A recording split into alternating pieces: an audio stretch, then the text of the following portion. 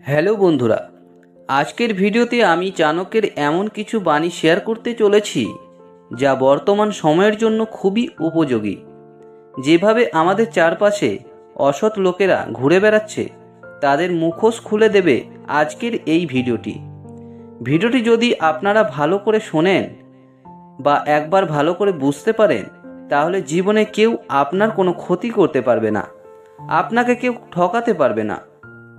আপনাদের জীবনে যা লক্ষ্য রয়েছে অথবা যে কাজ বা ব্যবসা যাই করেন না কেন, আপনারা সেই কাজে আরও বেশি মনোযোগী হয়ে উঠবেন, সফল হতে পারবেন। এক কথায় ভিডিওটি আপনাদের জন্য অনেক অনেক অনেক উপকার হতে চলেছে। তাই আপনাদের কাছে একটাই রিকোয়েস্ট, একটু সময় নিয়ে কোথাও একটু বসে ভিডিওটি মনোযোগ সহকারে দেখুন। এই ভিডিওটি দেখার পর আমার গ্যারান্টি রইল আপনারা কখনো নিরাশ হবেন না। বন্ধুরা, আচার্য চাণক্যদেব হচ্ছেন সবচাইতে বড় ডিপ্লোম্যাট, অর্থাৎ কূটনৈতিক। তিনি অনেক বড় পণ্ডিত, কূটনৈতিক দিক এবং দার্শনিক এবং অর্থনীতিবিদ ছিলেন। চাণক্য শিক্ষার বর্ণনা অর্থশাস্ত্রে বইটিতে লেখা রয়েছে এবং আজও অনেক ইউনিভার্সিটিতে সিলেবাসে এই অর্থশাস্ত্র বইটি পড়ানো হয়।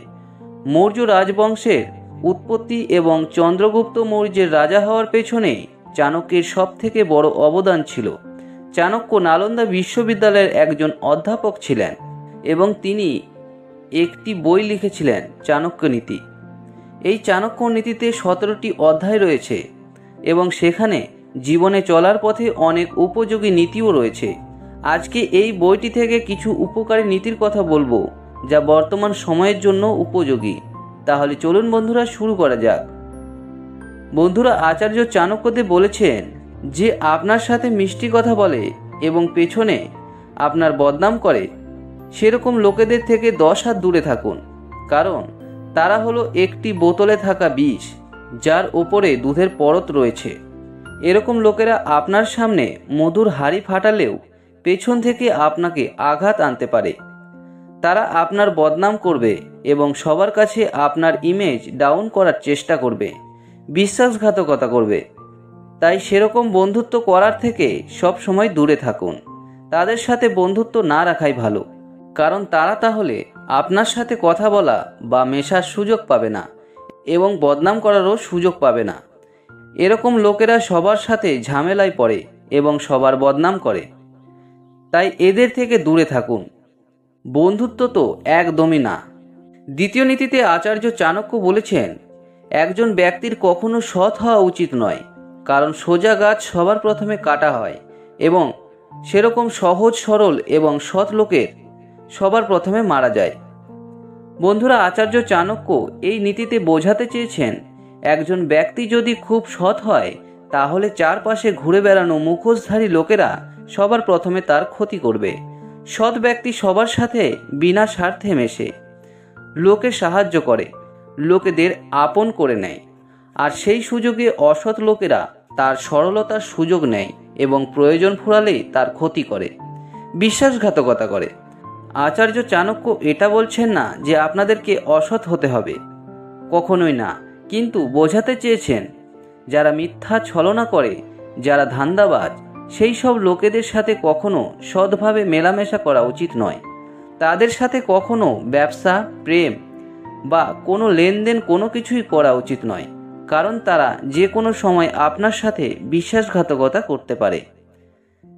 3 নম্বর যে নীতিটি হলো, আমাদের সমস্ত সিক্রেট কখনোই কারোর সাথে শেয়ার করা উচিত নয়, খুব কাছের মানুষের কাছেও না, কারণ আমরাই যদি সেই কথা শুধুমাত্র নিজের ভেতরে না রাখতে পারি, তাহলে সেই দ্বিতীয় ব্যক্তি কিভাবে তার মধ্যে সেই কথাটি রাখবে।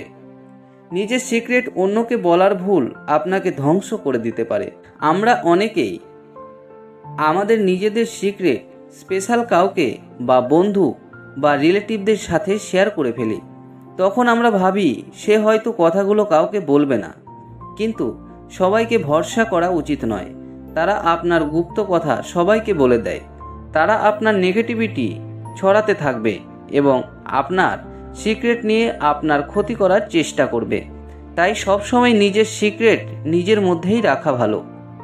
4 নম্বর যে নীতিটি হলো, আচার্য চাণক্য এক কথায় বলেছেন, কখনোই কারোর সাথে নিজের গোল অথবা যে কাজ করতে চলেছেন তা শেয়ার করবেন না।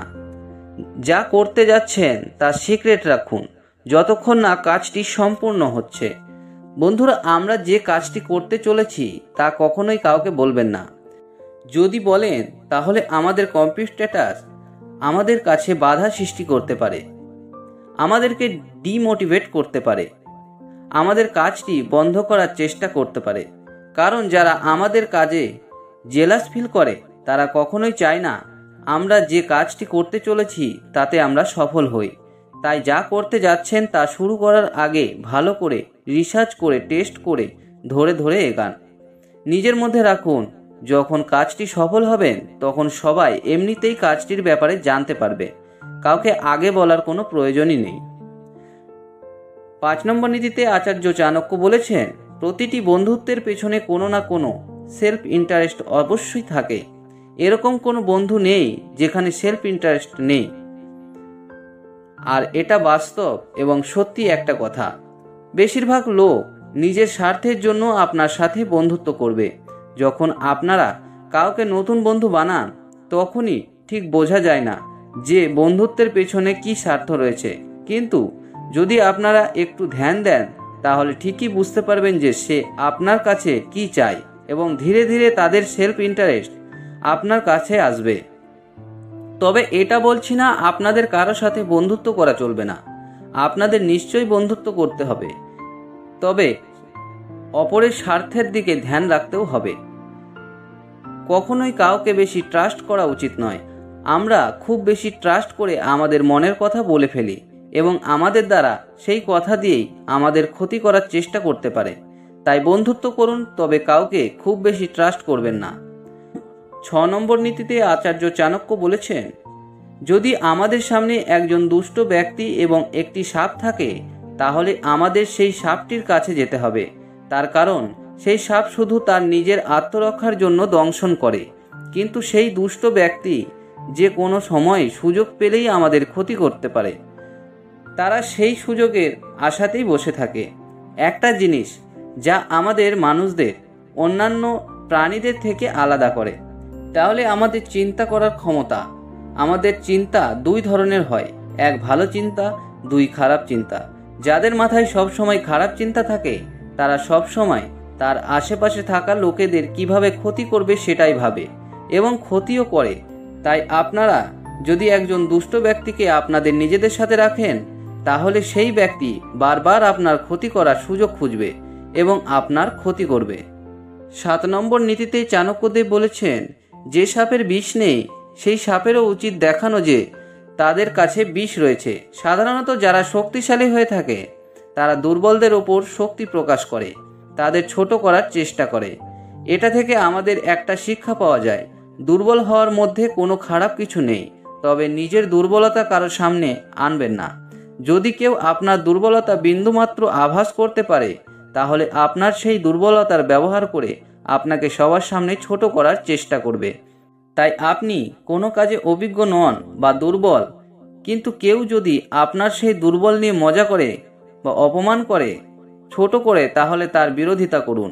এর ফলে সামনের জন মনোবল ভেঙে যাবে। সে বুঝতে পারবে আপনাকে অপমান করা, ছোট করা ঠিক নয়। নেক্সট টাইমে আপনাকে ছোট করার আগে সে 2 বার ভাববে। কাউকে প্রশ্রয় দেবেন না, বিরোধিতা করুন। পরবর্তী নীতিতে গুরু চাণক্য বলেছেন, খারাপ লোক এবং কাটার থেকে বাঁচার 2টো উপায় রয়েছে। হয়তো তাদের পায়ের নিচে কুঁচলে দেবেন, না হলে তাদের থেকে দূরে থাকুন। এই কথাটা আমাদের জীবনে অনেক মাহাত্ম্য রাখে। খারাপ লোক আর কাটা একই ধরনেরই হয়, তাদের ধর্ম হলো এক। যেভাবে কাটা আমাদের পায়ের নিচে ফুটলে আমাদের ব্যথা লাগে, আমরা আহত হই, আমাদের আগে চলতে বাধা দেয়, সেই প্রকার খারাপ দুষ্ট ব্যক্তি আমাদের ক্ষতি করে, সাকসেসফুল হওয়ার রাস্তায় বাধা সৃষ্টি করে, আমাদের সফল হতে দেয় না। সেই সমস্ত লোকেদের সাথে থাকবেন তো সব সময় আপনার ক্ষতিই হবে। সেই সমস্ত লোকেদেরকে আপনি বুঝিয়ে দিন যে আপনি দুর্বল নয়। তবে আমি বলবো তাদের অ্যাভয়েড করুন, তাদের থেকে দূরে থাকুন, তাহলে তারা আপনার ক্ষতি করতে পারবে না। পরবর্তী নীতিতে আচার্য চাণক্য বলেছেন, একজন মূর্খ ব্যক্তির সাথে আমাদের কখনোই বন্ধুত্ব করা উচিত নয়, কারণ তারা সেই সমস্ত দুপায়ে ভর দিয়ে চলা পশু যারা তাদের নিচু এবং বোকার মতন কথাগুলো বলে আমাদের সামনে আঘাত দেয়, ঠিক যেমন একটা কাঁটা শরীরে ঢুকে শরীরকে আঘাত দেয়। অল্প জ্ঞান অথবা কোনো জ্ঞান না থাকায় তারা কখনোই আপনার ভাবনা চিন্তাকে বুঝতে পারবে না। আপনার ভালো কথাকে অন্য কিছু ভেবে নিজের ছোট মনে ছোট খারাপ ভাষায় আপনাকে অপমান করবে।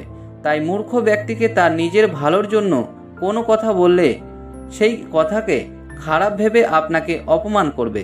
তাই আচার্য চাণক্যদেব বলেছেন, বন্ধুত্ব সব সময় নিজের মতন নিজের লেভেলের সাথে তুলনা করা উচিত, যারা আপনার চিন্তা এবং কথা বোঝার ক্ষমতা রাখে। যদি একজন মূর্খ ব্যক্তির সাথে বন্ধুত্ব করেন তাহলে অপমান, দুঃখ এবং কষ্ট ছাড়া আর কিছুই পাবেন না।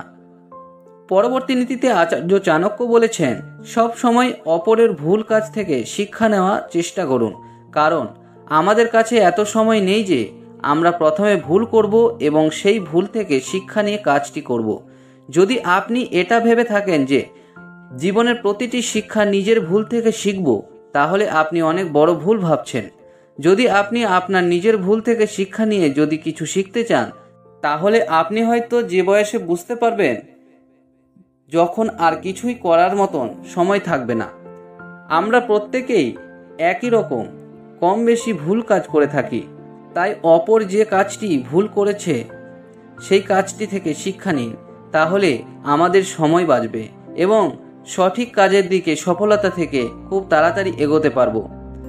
এই নীতিগুলো ফলো করলে আমাদের জীবনে সুখ সফলতা খুব দ্রুত আসবে, একটা সুখী কমফোর্টেবল লাইফ ফিল করতে পারবো। বন্ধুরা, ভিডিও শুরুতে বলেছিলাম আচার্য চাণক্যের নীতিতে হাজার হাজার নীতি বলেছেন, তবে সেই হাজার হাজার নীতি ফলো করা সম্ভব নয়, কেউ তা করতেও পারবে না। তবে আজকের এই ভিডিওতে সেই হাজার হাজার নীতির থেকে 10টা নীতি শেয়ার করলাম এবং সেটা ফলো করা সম্ভব। যদি আপনারা এই 10টি নীতি আপনাদের জীবনে অ্যাপ্লাই করেন, তাহলে এতটুকু নিশ্চিত থাকুন যে কেউ আপনার ক্ষতি করতে পারবে না, জীবনে সফল হয়ে একটা সুন্দর জীবন কাটাতে পারবেন। বন্ধুরা, আপনারা যদি চাণক্য নীতি আরও এপিসোড দেখতে চান, তাহলে এই ভিডিওটি শেয়ার করে সবার কাছে পৌঁছে দেবেন।